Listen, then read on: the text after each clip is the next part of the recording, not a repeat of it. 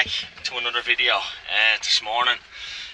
It's early Saturday morning. We're en route to the Wicklow Cheviot ram show and sale in Blessington. I've no rams in, I think I said before. I have the rams loaded. I'm going with Dad's rams. So, but I didn't have to buy any today, but I went out yesterday and I found my Cheviot lad dead, so I have to fucking buy one now, buy something anyway, because I have another Cheviot lad in the shed that I bought last year, and he has a swelled foot, and I'm not going to get to use him this year at all. I can't let him out. We're treating him at the minute, so he's no good. So I have to get something today, which I hadn't planned on. But anyway, we'll get some video of the day as it progresses. Oh, is he? Good, you can see them there. Yeah.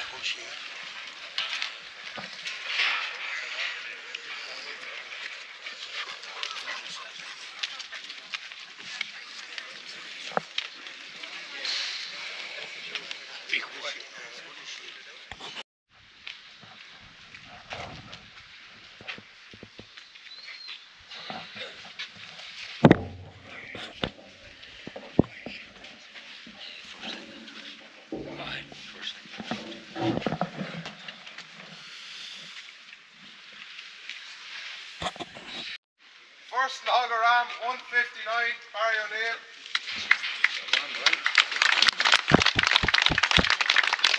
Second is 70, Barry O'Neill. Third is 173, Jim Corrigan.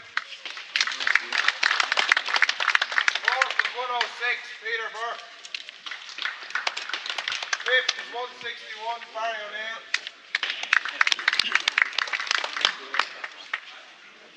And sixth is 117, Andy Corrigan.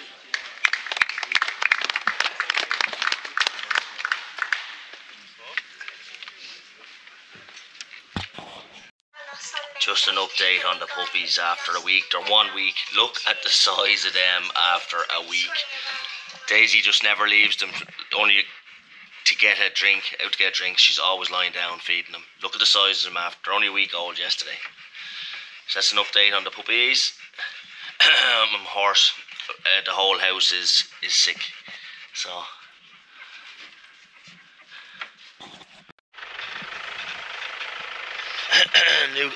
excuse me. I'm very hoarse today. That's a new kid on the block. That's just a ram I bought yesterday where my hand was forced. Hadn't planned on buying a lad till next year, but I come out and found my Cheviot lad dead, as I was saying earlier.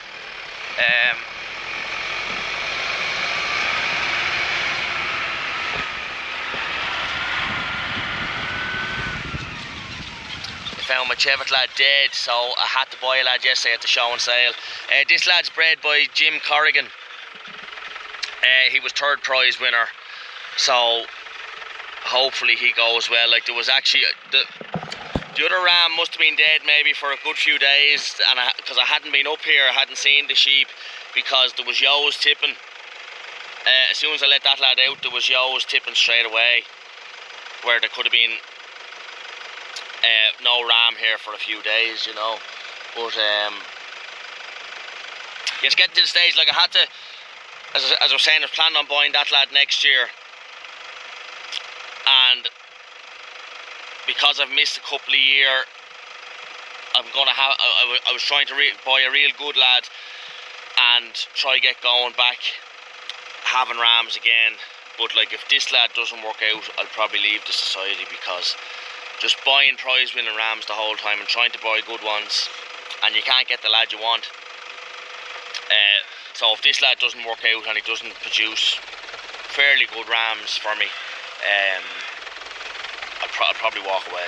But anyway, it'll be 2 years down the line before we see the results of it. So, but I'm very happy with him. Very happy with him. I tried to get the prize winning ram, but he made 6,200, so that ruled that out. So we got him. He was the third prize winner. So just on the grass situation as well, there's absolutely loads of grass. and I've all the ewes here. I've all ewes up there as well. All the ewes are here. I'll probably leave them here for another 2 to 3 weeks, and then I'll be moving them home, and I'll be putting them all together. The reason I put them all together is that just in case one ram wasn't working, we let them all together, and maybe the other ram will cover up the ewes that were missed. And I still have a lad in the shed. His foot is getting slightly better, so maybe by the end of the tipping I'd be able to let him out, and maybe he'd be able to sweep up anything that's missed. But it's a back foot and it was fairly bad, so the chances are of him tipping that in this year is very slim. Just here putting 2 cows out. That's the one that had the twins, and that's the twin that had the joint deal, but he's not too bad now. The other cow that had the milk fever, she went running on out, but that's her calf there, the grey lad. But the lad with the joint deal, he's still a little bit lame and the knee's still a little bit swelled. But like, we're after giving him 2 courses of antibiotics and 2 courses of painkillers. So, and like, the cow is feckin' thin. She needs to go out on a bit of grass. It's just that I've been that busy the last week, 10 days. I just haven't had a chance to do it. So, letting them out now. And just tag that grey lad. So there's 3 cows here now. I don't think I'll put them down just with the other cows and calves just yet, because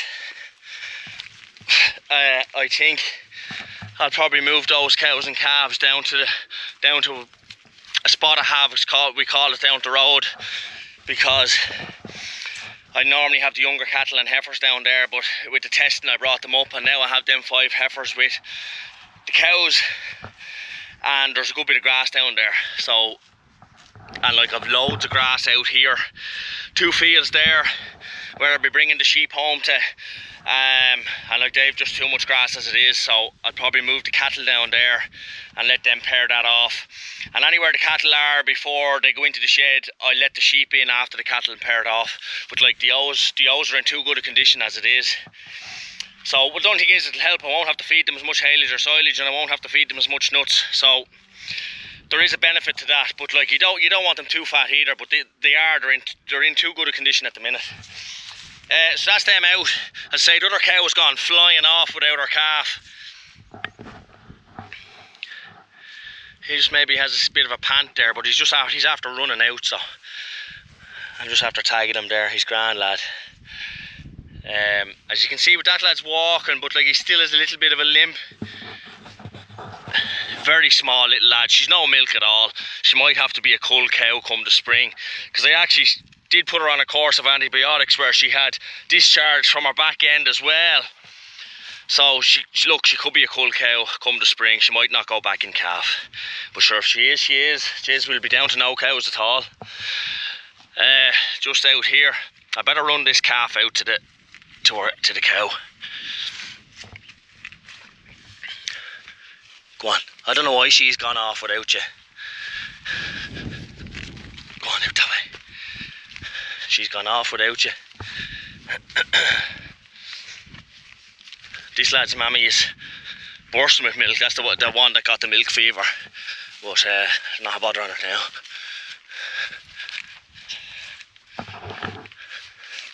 Go on. Go on, good lad. Come on. There was already a cow and calf out here.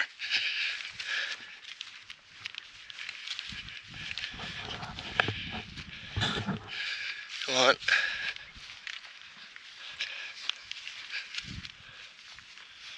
Strange that the cow has just left the calf, and I wouldn't mind. She's delighted with the grass. There he is. Go on. He's coming back for him now. The other lad looks okay. He's over there. Cows and calves are not ploughing the ground up here too much. I know this gateway is a bit mucky, but considering there was so much rain, it's not too bad now. They have these fields fairly well pared down. I'd say I'll have to, if I get a chance today is Sunday, probably will lay her on, or I might leave it till first thing in the morning. is moved them down to the road. You can just see down there. And actually, oh, there is a feeder down there from when I was feeding the cattle last winter actually. Good bit of muck here around the gateways, and bit of a mess here again. Like, we had done fencing along there, but that's fallen down. We probably need to put stakes the whole way along that. And I was hoping to hire a digger in the next month or so as well. Just to, this gateway is not great, where I need to take that bank out of it, take them gates out of it, and make it a double gates, because you drawing haylage and silage over here, it's fairly tight.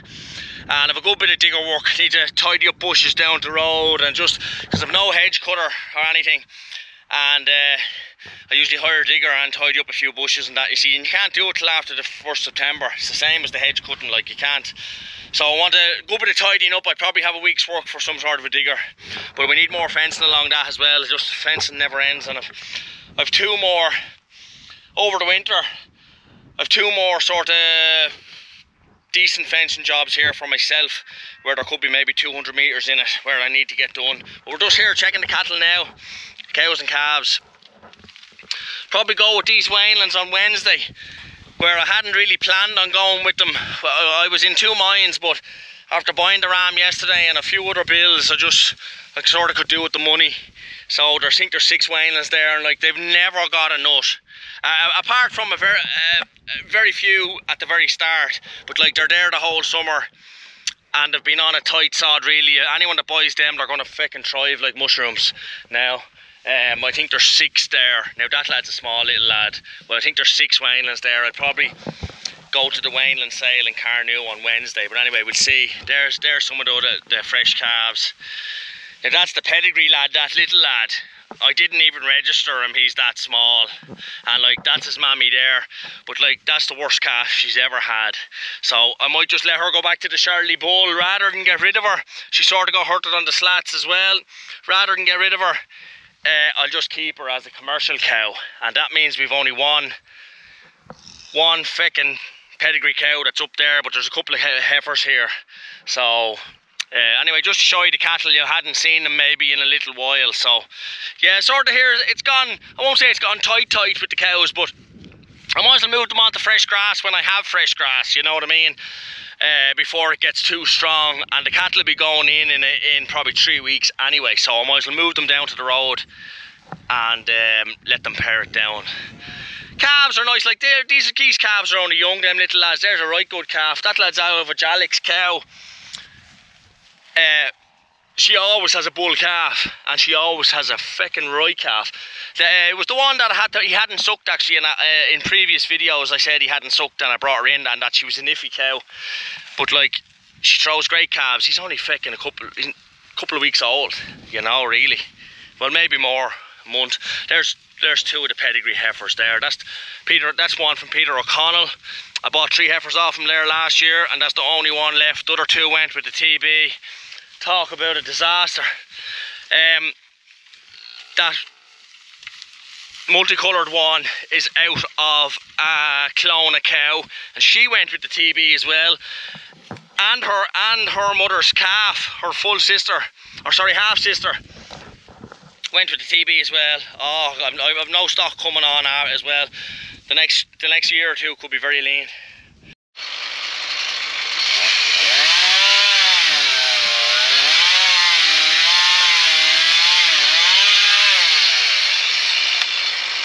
That's alright, Schooner. Monday morning here, and the last time we were fencing up here, a cable broke on the post driver, so we're just back here doing this before we get back to slurry, because there's loads of grass here in this field, as I was saying earlier in the video, and I want to lock the ewes in here. And there's even grass out there, but I'm going to put slurry down in this field here, but if I've any left, I'm going to put it in there then. And these ewes can stay here for a while. Even if I bring the other ewes home in a couple of weeks, I'd leave these ones here to pare this down a bit, because it's just, there's ridiculous grass in it for this time of year.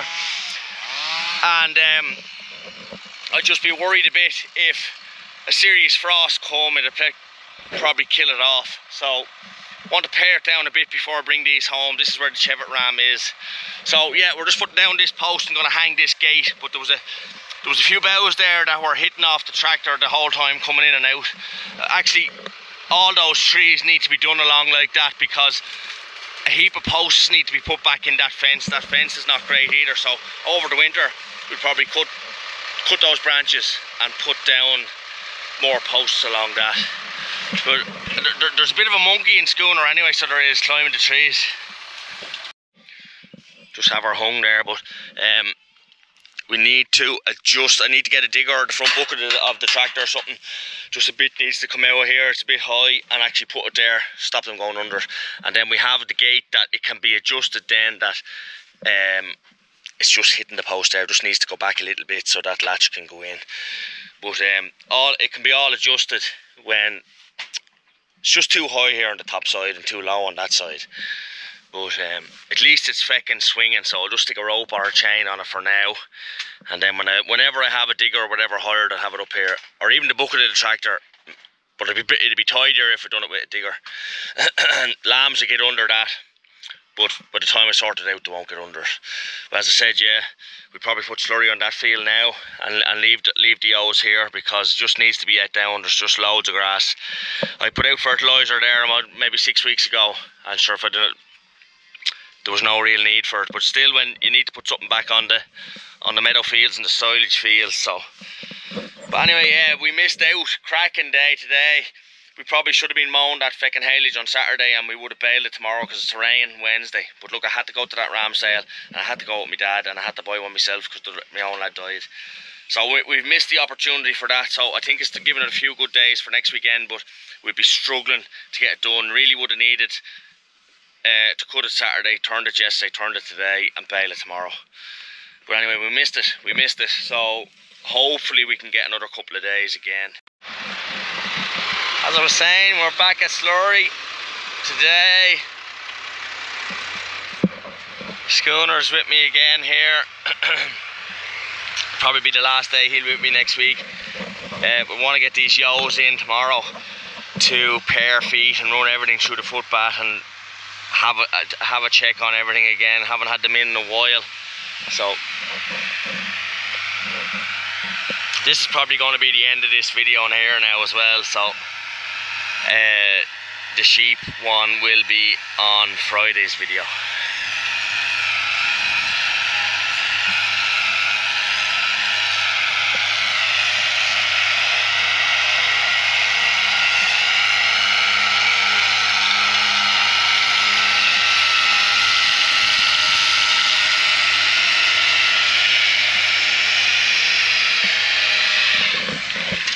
Yeah, so we're going to finish this one up now. Again, thanks again for watching. Really appreciate everyone watching. And just to say, to get you to subscribe, that just in case there's anyone new watching, if you hit the subscribe button, it doesn't cost you anything. It doesn't cost you anything, but it really, really helps the channel out. It really helps me out and helps the channel out. So hit the subscribe button. It really, really benefits me. And if you like the video, give it a thumbs up, and we will catch you at the next one.